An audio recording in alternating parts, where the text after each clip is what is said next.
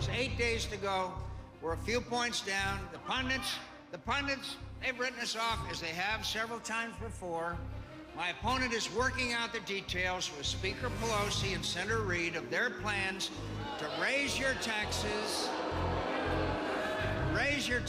increase spending, and concede defeat in Iraq. He's measuring the drapes, and he's planned his first address to the nation for before the election.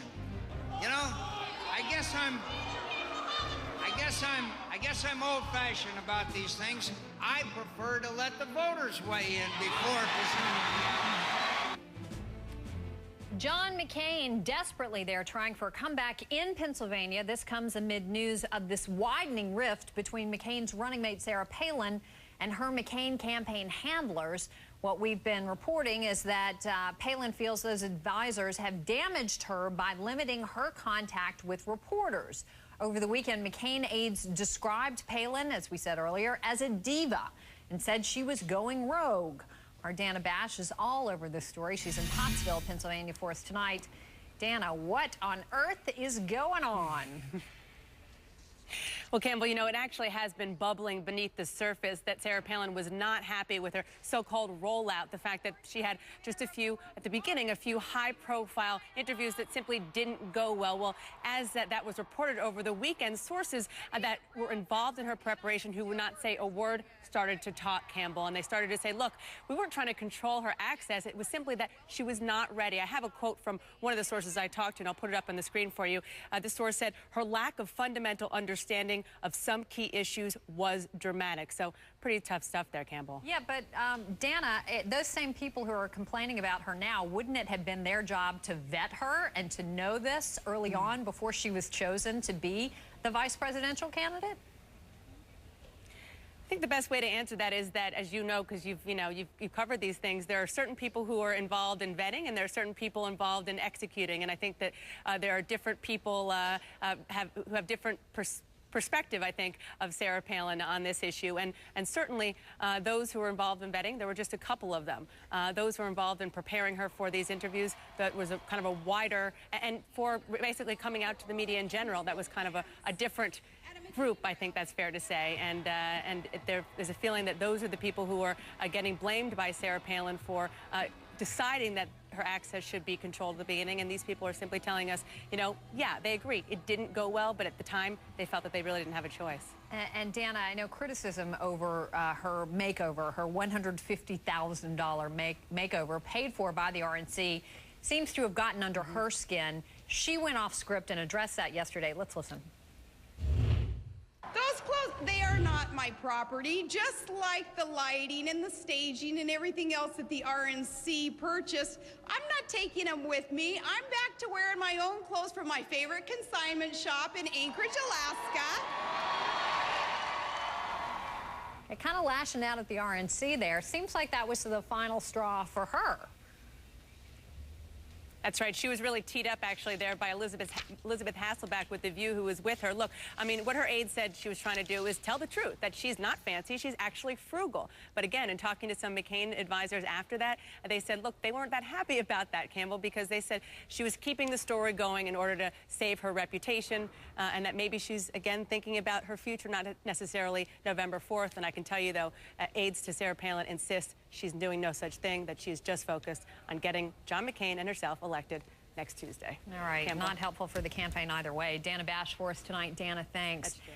And we want to talk about this with the panel, their take on Governor Palin and the McCain campaign. We've got three of the sharpest observers on television: CNN senior political analyst Gloria Borgia, Republican strategist and McCain supporter Kevin Madden, and New York Daily News columnist Errol Louis, who is also a morning host on WWRL Radio here in New York. Welcome, everybody.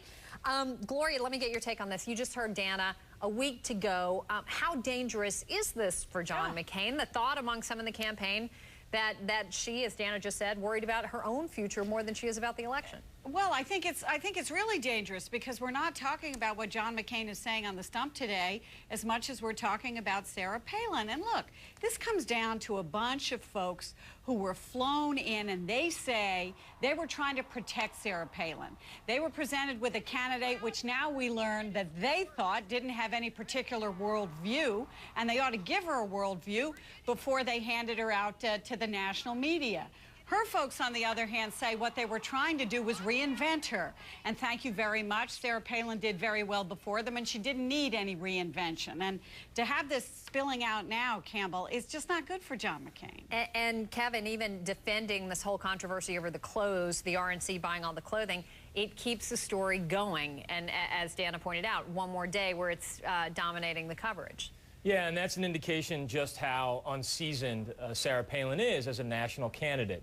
Ordinarily, you know, somebody who knows that this is something that you're trying to get to a subterranean level, that you don't want to dominate the narrative for yet another news cycle, would make sure that they don't mention that. And instead, they focus with a certain rigidity on the message of the day. Because that's exactly what a VP is supposed to do. They're supposed to go out there and hammer home on the contrast against the presidential candidate on the opposing ticket and stay on message. And instead, what we have now is yet another news cycle where folks like me and Gloria and Errol and you are all talking about Sarah Palin's missteps on the campaign trail. But is the attack fair on her, Errol, in your view? I mean, she thinks she's being mismanaged here, that they're doing a terrible job of managing her. Doesn't she then have a right to take control of the situation herself? Look, of course she does. I mean, the attacks may be fair. I think they're sort of unwise. She reminds me, frankly, of another Republican governor who was on a losing, involved in a losing ticket, which was Ronald Reagan, who had his national coming out party when he gave the nominating speech for Barry Goldwater way back in 1964 and began a long march to power. I think Sarah Palin is not only looking out for herself. Remember, this is her first national campaign. This is probably Senator McCain's last national campaign.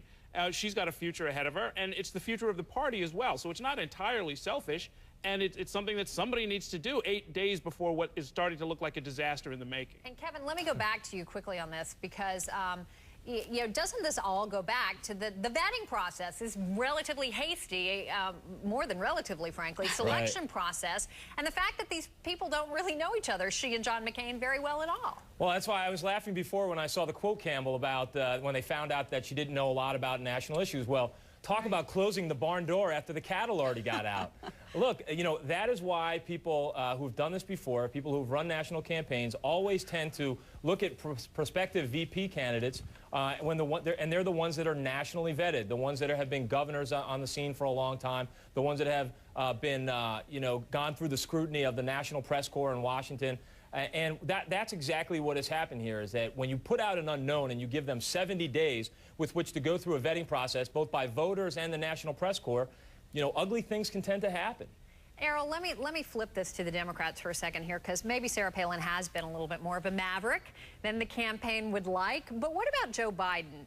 Because he certainly hasn't always been on message, definitely lately, in terms of the Obama campaign. Does he get a free ride comparatively? I don't know if he gets a free ride, but he hasn't tried to outshine the head of the ticket. I mean, frankly, you know, he's brought in to sort of be assurance that there's going to be adult supervision in an Obama White House. He's also brought in a secondary role to try to reach out to some of the white working class voters that Obama missed during the primary season.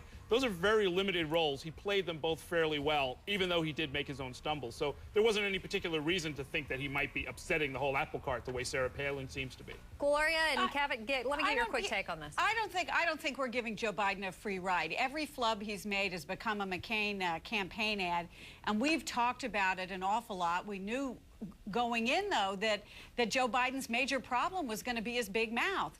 The difference with Sarah Palin is that we didn't know anything about her, and we didn't know what her problems were going to be, and we were told that she was ready to go on the national stage by the same people, by the way, Campbell, who are now complaining that she wasn't ready for prime time. All right, guys, stand by. We got more we're going to talk about with you in just a second. We want to bring in another issue, though. Only 8 days to go. Everything, of course, boils down to the Electoral College and those all-important showdown states. Are there any of them that are getting closer to turning red or turning blue? Miles O'Brien is at our magic map for us tonight.